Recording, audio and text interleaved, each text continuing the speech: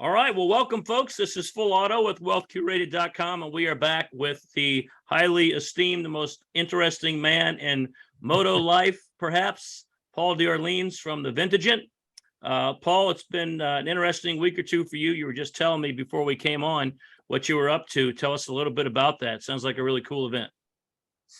Yeah, I've been a member of the Velocet Club, Owners Club since 1987, and they are basically, at least for many years, they were the only kind of one make club that did a week-long rally of about 1,000 miles. And actually, the Australian Velocet Club followed suit, I think, in the early 2000s. I think 2005, I went to their first week-long rally, and now they do one every year.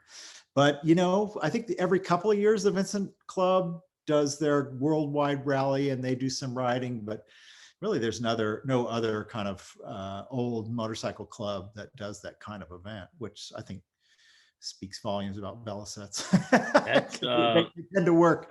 that is now on my list. So thank you for the update on that. Beautiful bikes to behold. And we're going to talk about a lot of beautiful bikes today. So the whole idea, bikes as form, bikes as art, which is, of course, what you're about. And but to review, from last time, this is part 2, and thank you for coming back. But last time was a really interesting conversation. I had lots of feedback actually from folks who either texted me or called me or sent messages and found it really interesting. So thank you for that. But I mean, we talked about EV. We talked a little bit about some of the things we want to talk about today, but I really want to go in depth on bikes as art. I want to talk about some of the premier events that you're associated with, some of the top builders, and there's an interesting ecosystem of builders in certain spots. So I want to talk about the dynamics of the geography of that and some other stuff. But I just noticed on your site in the last couple of days, you covered just a remarkably gorgeous piece of art form, true rolling sculpture, as I like to say, the Guido. And my goodness, what a gorgeous bike, huh? Yeah, it's something else. I mean, we did a story on the Guido in 2020. The owner, I guess the shop that built it's actually in Russia, and they sent the bike out to Florida. Okay, and once it arrived in Florida, they started putting some Instagram posts up, and I just thought the shape of it was pretty remarkable. It's like a slice out of a 1 foot wide slice out of a 67 Ford Galaxy with like a sloped rear end. Yeah, amazing. And I loved that it didn't have a big V-twin engine. It had an electric motor in it, and it's got an automatic raising and hydraulic suspension and all sorts of cool stuff. It actually runs. It does not look like a functional motorcycle, but Right. it is. Right. So what's interesting is it's and all the form talk you just mentioned is true, but I think the prototype was built upon sort of the Rolls-Royce 103EX, right? That was sort of their inspiration.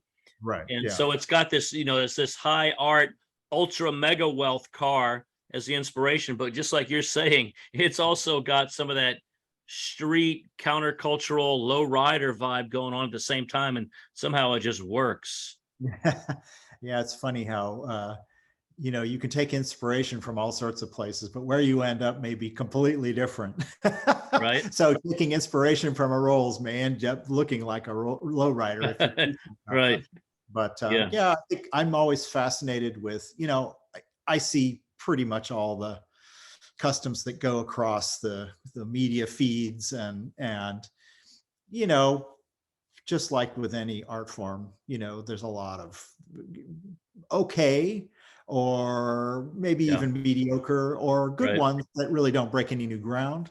I mean, just like every art form, it's rare to find an example of someone who's like really got it all together, and no clinkers in the design or execution, and sometimes I'm not even that worried about execution. It's like, what's the intent and how did they get the shapes right? Did they balance their masses? Does it have good lines? And those are pretty basic design questions. So I guess you know, Yeah. the question of art is a whole other question that we can get Yeah. into. But for Yeah. sure, they're design objects. Yeah, like composition on a canvas, some artists do that better than others. And we certainly see that a lot in the builder community. Some do it better than others. But let's talk about that.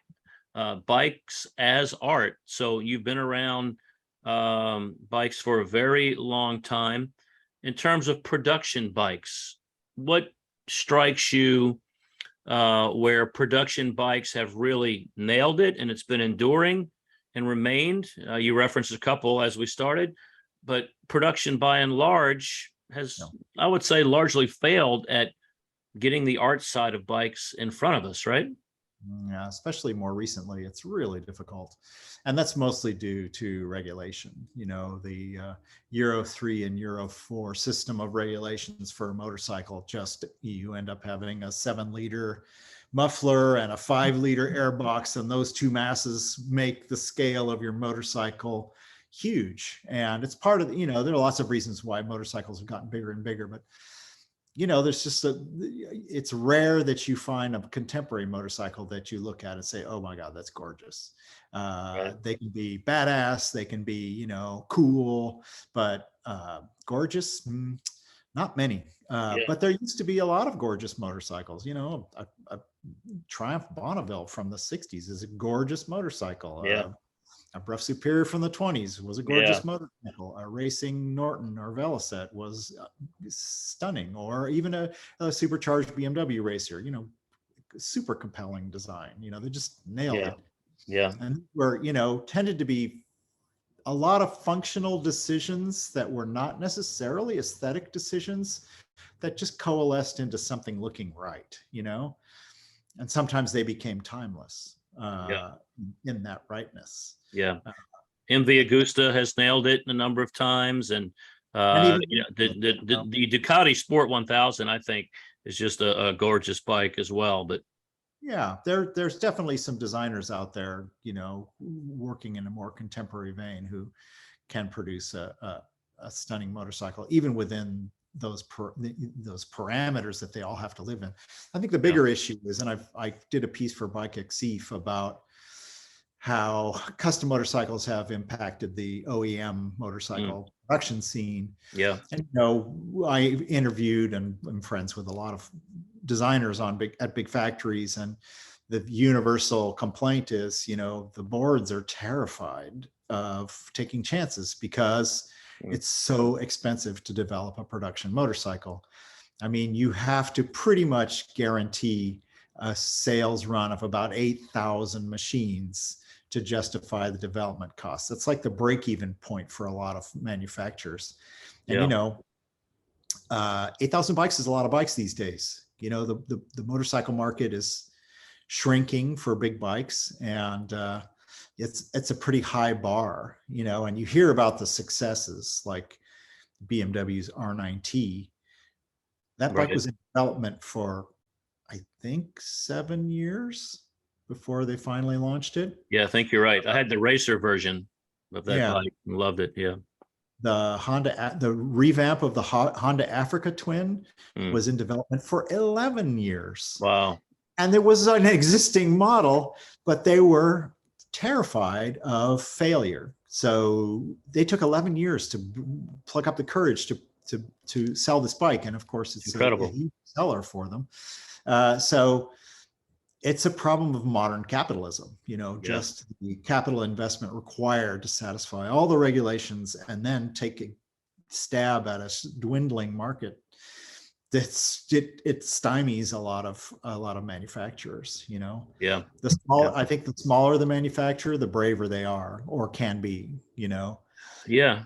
And that's where the custom builders have an advantage, but then again, they don't have the capital to do much more than a one-off. And I've talked to so many compelling designers and builders who've just done some remarkable bikes. Like, wow, I want to see more of those. But they don't have the scalabilities. It's and even when you see, well, let's say the Roland Sands sort of prototype of the R9T, I had it in my Ton Up exhibit at Sturgis with Michael Lichter, Mm, and it was included in my Ton Up, or my Cafe Racers book that I did with him. And that's a stunning motorcycle, and it's not really that far from the production bike, but it's way cooler. It's like, right, well, how hard would it be for right, BMW to essentially make a body kit for this right. thing? Yeah, Boom, you've got this like yeah, one for the ages. yeah, Roland knocked it out of the park with that bike. yeah. So there's but boards, we're not on the board of a motorcycle company. We don't think that way. These people are thinking, how do I retain my job? How do I keep this company from flopping? So it's a different mindset, instead of, oh my God, that's the coolest thing ever. Yes, right. Which you get to spend a lot of time around the coolest things ever in the motorcycle world. So let's maybe move toward the events. You're involved in a number of events. Tell us, in your view, what are the most important events for vintage bikes, bike art, the top builders, and where you see the event side of this market going? Is there room for expansion? Yeah, there's a lot of events now, which is really great. Yeah, It's, if you're in Portland, you go to the one show. If you're in Austin, you go to the hand built show. There's Mama Tried, and right. unfortunately, the Brooklyn Invitational has stopped. But there's and there's the Quail Concourse, which has a custom bike component, and a custom bike won the best in show this year. Max Hazen's incredible Vincent, and so Yeah, there's no shortage of good shows right now that are exceptional. And in Europe, yeah, there's even more, and they're growing in a way that we kind of aren't. It's really interesting. I mean, there's a lot of events happening in Europe that we would like to see more of in the States, like the Mile or the Wheels and Waves. right. And Yeah, there's like the whole kind of contemporary sprint scene, like Glamsec and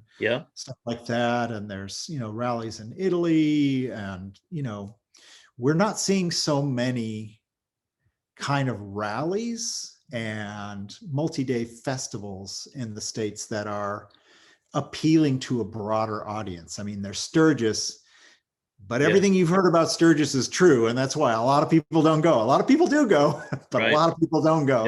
Yep, yep. Have you And have you been to the Vintage Festival at the Barber? I have been to the Barber Vintage Festival. Yeah, that's awesome for sure. That's great because you've got Yeah, racing, you've got a swap meet, yeah, you've got music, I mean, that's a wonderful festival. And I did a version of Wheels and Waves in California for a couple of years, okay. 2017, 2018, and that was very well received. Roland Sands is doing events a couple times a year down in Long Beach. And and actually, I think, was it last weekend or is it next weekend? They're doing a all Italian show. So yeah, there's great stuff happening. I'm looking to do more events Yeah, myself too, to put on more events, because I used to do more events, and right. I just think there's space for it. And I also think for the future of motorcycling, it's critical. We need to have more people Absolutely. Yeah, out yeah, doing fun stuff, because yeah.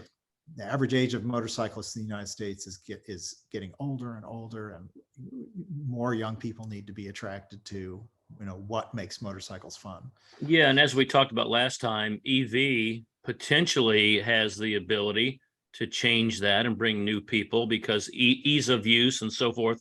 But there's a whole lot of track that's got to be covered before they're going to do that. And then you back to the design thing.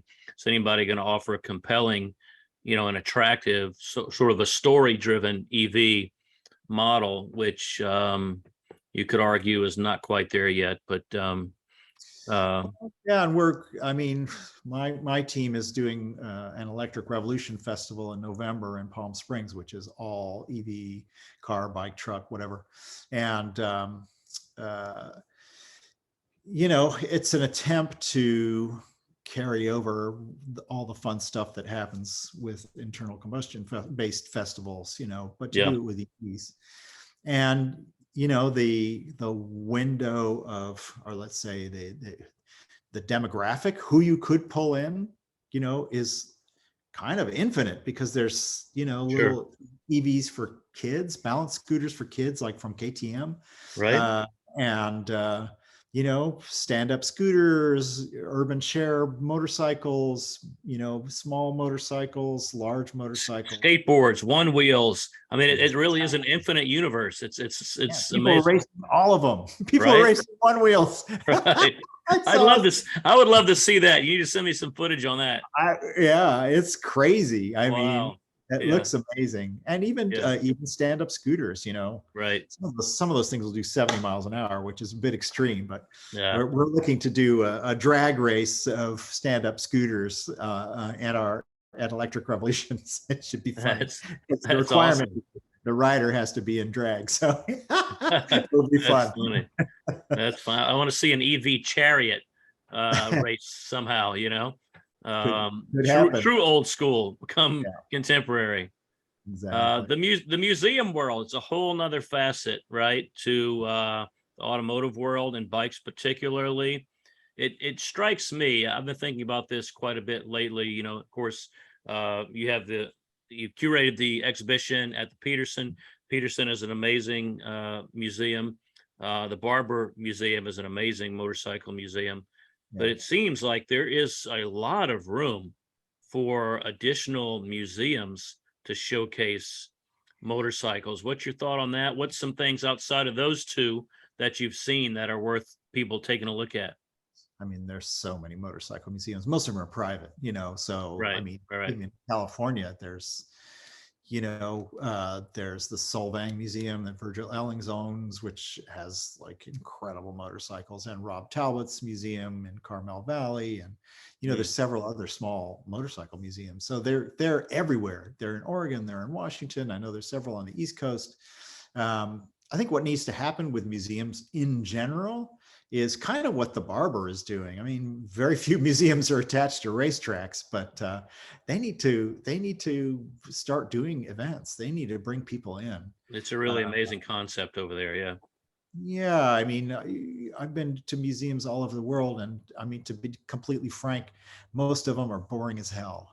Yeah. And I've ruffled a lot of feathers in the museum world in the past for suggesting that they hire people with a degree in museum science to do their exhibition, because they're like freaking parking lots, and Yeah. you can't Yeah. see anything, and there's nothing educational about them. There's a little placard just like, nah, if you can't even see the bikes because you have so many you want to exhibit, this is not working. I mean, Yeah. the Haas Museum actually does a beautiful job of displaying their bikes in Texas. So yeah, I think that museums need to up their game and treat themselves like actual museums and galleries, and have a look at how things are done with rotating displays and Yeah. themes, and bringing in guest curators and events.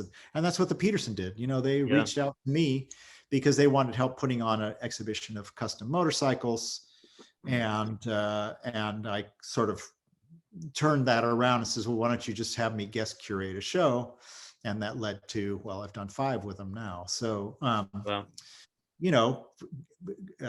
bringing in fresh ideas, Sure. Yep. it's always a good thing. Yeah. No doubt. No doubt. All right. Well, let's switch gears, as it were, and talk about, we hinted toward this potential talk at the end of the last time we met, and that is bikes as investment. So I've been in the investment world in terms of rare collectibles, fine art, rare coins, you name it, automobiles, for about 25 years. And it's interesting what has developed during COVID and post-COVID, right? So everybody locked down, and then all of a sudden you see people in this passionate search for beauty while they're locked down, especially people with large resource pools. And so the auction houses just exploded. Everything rare has been breaking records since COVID shutdown. And bikes, Bikes not so much. bikes not as much, right? So it's got me scratching my head a little bit. And so I think some of that has to do with, we have to tell that story better. We've got to make it more visible, but give me your thoughts on bikes as investment and how we should look at it as collectors. Well, I remember, I remember having a conversation, and I'm trying to think when this was. This was the year after the art of the motorcycle, so it was probably been about 19 in the early 90s. There was a fellow in the Bruff Club who was an investment banker, and we had dinner in San Francisco because he was in town. And I said, Steve, where should I be putting my motorcycles? What motorcycles do you think are the best investment? And he looked me square in the eye and he says, motorcycles are a terrible investment. Buy them because you love them and you want to ride them. Yeah. Yeah. That said, I have, bought and sold motorcycles over the years for sure. And, but what I've seen in the last 10 years in the motorcycle market is general downturn. There's a whole host of bikes that were selling for twice what they are now 10 years ago. You could sell your Vincent Black Shadow for 180 grand if it was in really great shape 10 years ago. Hey, now you'd be looking at 90, which is still a lot of money. Or a 59 first year Triumph Bonneville would go for 28, 30,000. Now you can find them for 20, 18. So it's I think people are discerning between mass market and what is a true kind of rare top tier blue chip sort of motorcycle. Yeah. And so that means limited production. Yep. That means often like world's fastest.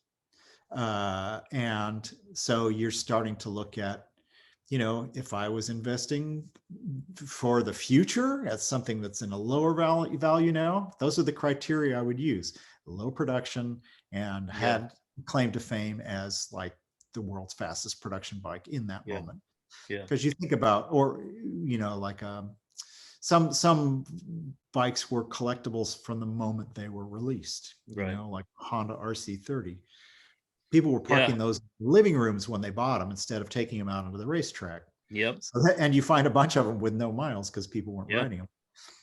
Then that's true for quite a few others, like say the MV Agusta, let's say an F4 MV Agusta, or, Ducati, the MH900E, the Neo Hailwood, same thing. It was hailed in an instant collectible. Therefore, people just parked it.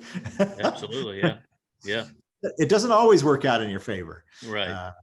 But, as a long-term investment strategy, that's a tough call with bikes. I mean, you can't go wrong with a Bruff Superior, but you got to have 6 figures in your pocket to do that.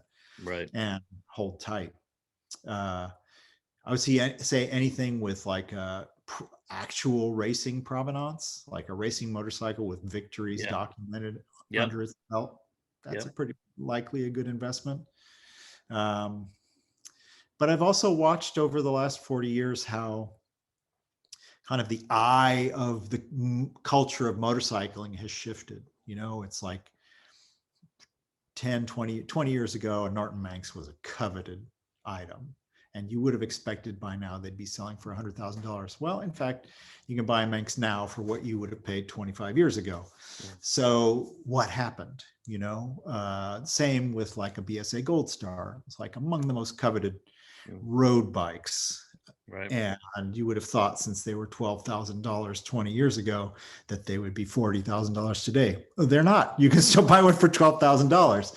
So I think there's a kind of overexposure that can happen. Like something is so hyped up for so long that people just kind of get over it. They don't really care. And I would presume that probably happens in the car world too, except for the simply unobtainable, like a Ferrari GTO or a Bruff Superior SS100. Those will always be the top of the tree. Yeah. Well, and resto mods have become a hot commodity. Really well done resto mods. Like we have a resto mod on our website right now. It's a just absolutely stunning 58 vet resto mod. And 2 years ago, Kevin Hart paid like 800 grand for one, actually 59. Wow. I just saw a truck that went off at either Meekum or Barrett Jackson this past week, $250,000. I think it was a 56 Chevy or something, Resto Mod, and that was a record. So I think, yeah, a lot of good tips, a lot of good guardrails there. But yeah, I see some commonalities across all collectibles that you've mentioned, and maybe there's a couple others. Rarity is always huge. Some bikes were built rare, right?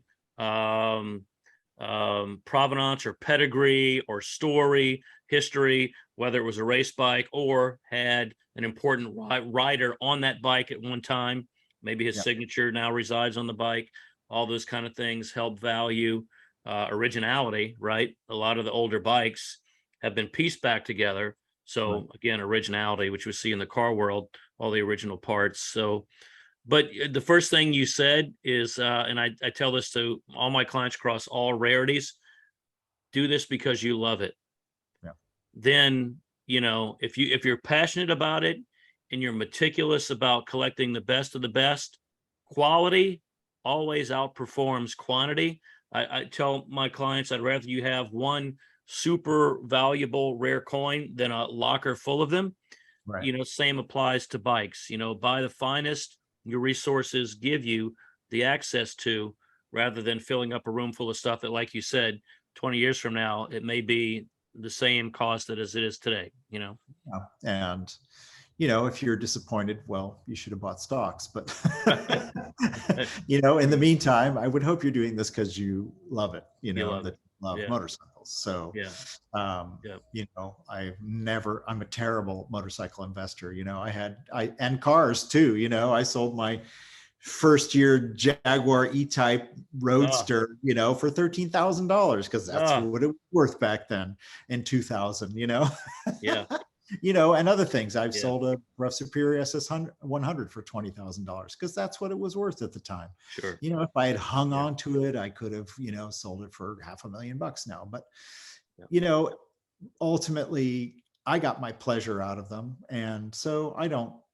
And that's what it's about in the end. I don't lament it. It's just, that's just life. I still have other bikes that are, worth some money, but that's not why I own them, right, in the first place. I'm in that sense, I don't really consider myself a collector. I'm more just a rider, and whether they go up and down in value doesn't really matter so much to me because I've bought them for myself, and I really wasn't at this point in the game. I'm not really buying them to think about selling them. Sure. I won't put that energy out, but it's nice to know you can get your money back out. Plus, if you if you needed to. Yeah. So what's your favorite rider right now? What's in a typical week? What's the one bike you always look forward to getting onto at least once a week? I have a fantastic 65 Triumph Bonneville, which is a lovely machine. It was restored about 5,000 miles ago. Nice. And I put all those miles on it, and it's been a blast. Awesome. I also have 1933 Rough Superior 1150. I like putting miles on that. Wow. It's more of a touring bike, so it's kind of an out-of-town gig. Nice. But I sadly, my being in business in the motorcycle world has precluded me from doing a whole lot of riding. I'm doing a lot more writing. So, but I love motorcycles as much as ever. I was mentioning to you, I just got off a 1,000-mile rally with the Velocet Owners Club, and it was a blast because there's amazing. Few things I love more than twisting along back roads on an old bike. It's just a beautiful experience. Awesome, fantastic.